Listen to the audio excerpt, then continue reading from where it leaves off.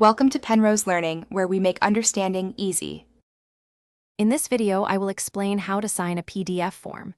Many people need to sign documents without a printer or simply want a faster process.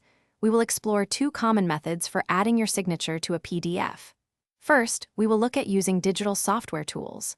Second, we will cover the traditional method of printing, signing, and then scanning your document.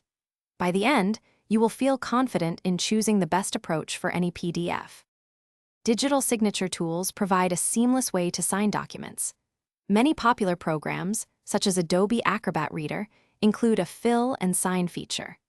This allows you to type your name, draw a signature with your mouse or trackpad, or even upload an image of your pre-existing signature. It is a very fast and environmentally friendly option, perfect for anyone working remotely or needing to send forms quickly without physical interaction.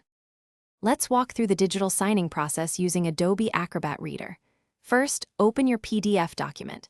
Next, look for the Fill and Sign option in the right-hand pane or sometimes at the top of the window. Click on the signature icon, then select Add Signature to set up your preferred style. You can type your name, draw it with your mouse, or upload a picture. Once created, simply drag and drop your signature onto the correct line in your form. The classic print, sign, and scan method remains a robust option. Begin by printing your PDF document onto standard paper.